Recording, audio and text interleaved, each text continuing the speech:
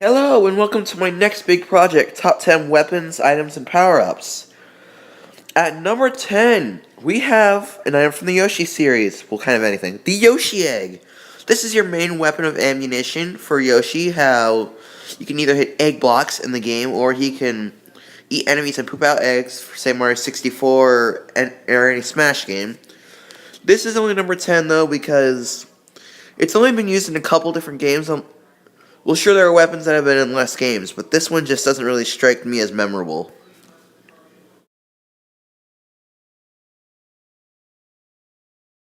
At number 9 is one of the most famous power-ups, the Cape Feather. The Cape Feather first appeared in Super Mario World and has appeared in a few different games. Lets you fly for a few seconds, and if you're good at controlling it, you can fly for a little while. I personally am not good with the Cape Feather, but it's number 9 because it's so widely talked about, like the next one on this list. Is the only Hadouken! The Hadouken can be used by many fighters, starting in Street Fighter 1 with Ryu, Ken, Akuma, ChunLi. Different forms of the Hadouken, rather. This is the ultimate Street Fighter technique. Even if you haven't played Street Fighter, you know this technique. That is how epic it is. But it's at number 8 because anything else on this list, well, it's cooler.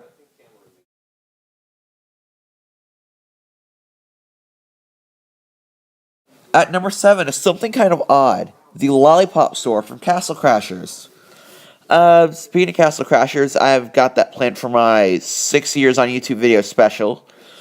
But Castle Crashers, if you haven't played it, is a fun game. You beat up ogres and whatever else there is. But one of the weapons you can get starting at level 1 is the Lollipop sword the Red Knight has. It's got basic attack power and nothing really much on it when it comes to good stats, but I just find it's only at number 7 because I think it's kind of funny. You're hitting people and destroying them with a piece of candy.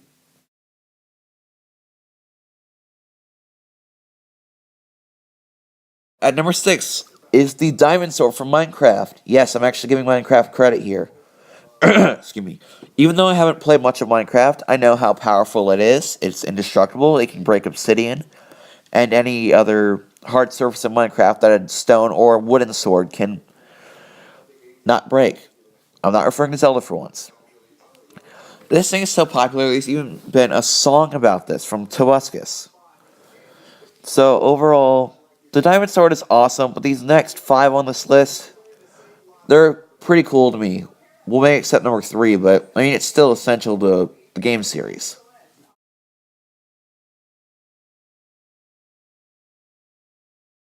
Won't be the very best. Like no one. Okay, who am I kidding? You know what this is. Number 5 is the Pokeball, specifically the Ultra Ball. The Ultra Ball has a 1 point. Is a 2 times catch rate Pokeball, second only to the Master Ball. The Ultra Ball is my favorite out of the Pokeballs because most of the Pokemon I've ever caught are in one of these. And I actually use this to catch a... Actually, I didn't use this to catch my first legendary, but I've used it most of the time. So the Ultra Ball is only number 5 for that reason.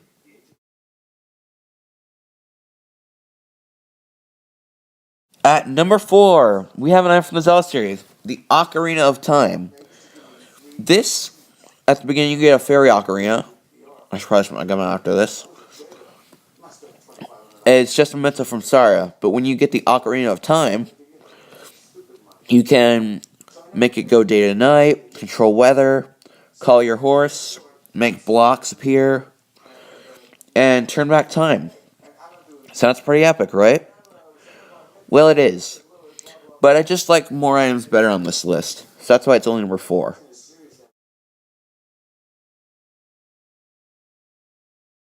What can run up the speed of sound? Sonic. But with the shoes, he definitely can.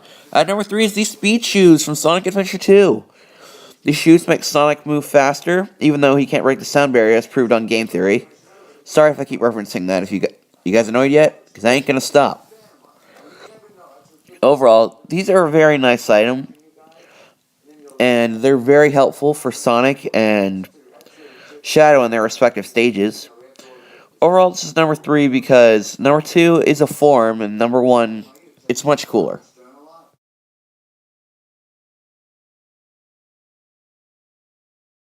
At number 2, we have my favorite form in gaming, the Tank Bot from Kirby's Epic Yarn. Before we get into the Tank Bot, I'd like to say Kirby's Epic Yarn is a very interesting game for those new to the series. Kirby doesn't usually have his copy ability, so it's very interesting. Now, the Tank Bot you can get by touching a Metamortex in a couple levels, which are one of those swirly things with colors on them. That's what I used to call them, just swirly things. Swirly. But the Tank Bot, you can shoot missiles and hover around. If you have 2 players, Prince Fluff, that's who you are if you're the second player. It has a arm where he can punch bullets away, too. So the Tank Bot's pretty neat and all, but there's one thing that can surpass this. Can't wait to talk about this segment. At number 1 is the Cuss Sword from Mega Man Battle Network series. Mega Man Battle Network, for those who have not heard of it, is a great series. It's like an RPG and a strategy game at once, where you have each of your opponent have 3 squares, and you use these things called battle chips as your items and attacks. One of them being the fabled Cuss Sword. Why can't I say that? Okay, the Cuss Sword is used for 2 different program advances. Deo Hero, which involves Slasher, Proto Man, and the Cuss Sword, all coded B, and the 2 times Hero, which is Slasher, Various Sword, Cuss Sword, and Proto Man, all coded B. They deal out 700 damage. They deal out 400 to 700 damage depending on the game. And you add an attack plus 30 or Navi plus 20 or something. It wreaks a lot of damage. Aside that, the design for the chip looks really nice. So overall, I don't care what you guys say, this is my favorite item, power-up, or ability in gaming history. See you guys later.